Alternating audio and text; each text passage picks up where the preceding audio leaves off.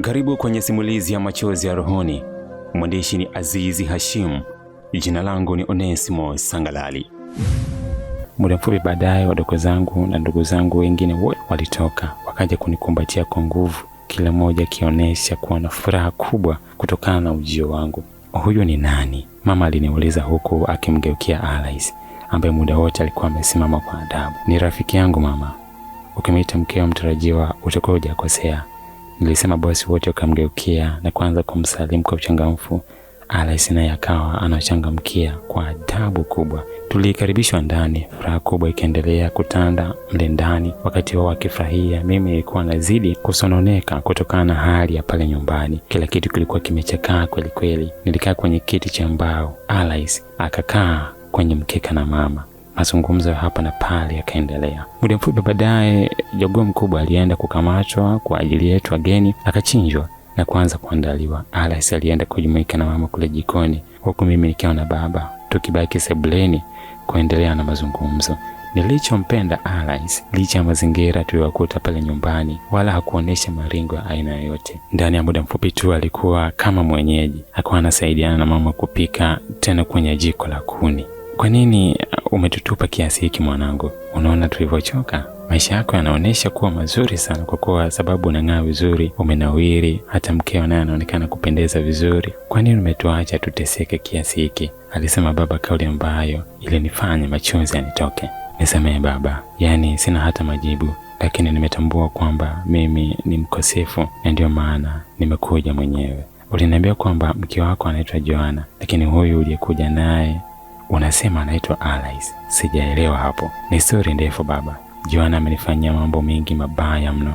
Yeye ndiyo chanzo cha hata mimi kuwasahau wazazi wangu na kuacha muishi maisha ya mateso kiasi hiki, nilisema. Na nilipofika hapo, nilihisi donge kubwa likinikaba kooni kiasi cha kunifanya nishindwe kuendelea kuzungumza. Baba alishusha pumzi ndefu na kukaa vizuri kwenye kiti chake, akawa ananitazama. Uchungu mkali ukiendelea kunitafuna ndani kwa ndani. Baba akawa ananitazama tu nilivyokuwa naungulia ndani ya moyo wangu. Kwa hiyo uliyekuja naye sio Joanna? Sio huyu. Nimekutana naye siku chache zilizopita nikiwa kwenye wakati mgumu sana kutokana na mambo aliyonifanyia Joanna, nilimwambia.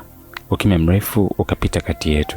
Wakati mwingine hata kama umesoma na una maisha mazuri, ni vizuri sana kama utasikiliza wazazi wako. Tulishakuelekeza kuanzia mwanzo kwamba huyo Joanna wako sio chaguo letu, hatumjui, lakini kwa maelezo yako tu ilionyesha kwamba ni mwanamke ambaye hakupendi, ila yupo nawe kwa sababu ya maslahi yake. Hebu nieleze, amekufanya nini? Alihoji baba. Ilibidi nimweleze kila kitu kilichokuwa kimetokea. Akaonesha kusikitika mno ndani ya moyo wake, akiwa ni kama haamini kile nilichokuwa namueleza. Ndio maana mama yako kila siku alikuwa analalamika kwamba anahisi kuna mambo hayapo sawa kwako. Kumbe ulikuwa kwenye mateso makubwa kiasi hiki, alisema baba, kisha akajinamia, mikono ikiwa shavuni.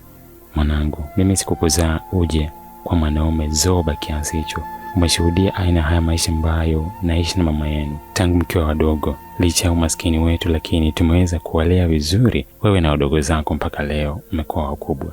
Ni bora ukosee kujenga nyumba, kwa sababu unaweza kuibomoa na kujenga upya, lakini usikosee kuoa. Ulifanya makosa makubwa sana kuamua kuoa kienyeji. Tulisikitika sana na hatukuwahi kuwa na furaha tangu kipindi hicho. Unajua wazi kwamba wazazi wako tumeshazeeka. Nguvu zetu tulishazimalizia kwako. Unajua wazi kwamba wadogo zako walishindwa kuendelea na masomo kwa sababu hatukuwa na uwezo wa kuwasomesha wote kwa wakati mmoja. Tukaamua kuwekeza nguvu zetu kwako, na kweli Mungu akakusaidia, lakini ukaja kutugeuka. Lazima ujue kwamba wewe ni mtoto wetu. Sisi ndio tunajua hata kitovu chako kilikuwa wapi. Tuliposononeka kwenye mioyo yetu, sifikirie kuna jambo lolote linaweza kwenda vizuri. Haya yote ni matokeo ya manunguniko yetu, na umefanya jambo zuri sana kuja. Vinginevyo mambo yako yangezidi kuwa mabaya kila kukicha, mtu mpaka utambue makosa yako, alisema baba, kauli iliyoonyesha kwamba alikuwa na uchungu mkali mno ndani ya moyo wake. Nisamehe baba, mimi ni mkosefu, nilisema kwa kupiga magoti mbele yake, huku machozi yakiendelea kunitoka, moyo wangu ukiwa na uchungu usioelezeka.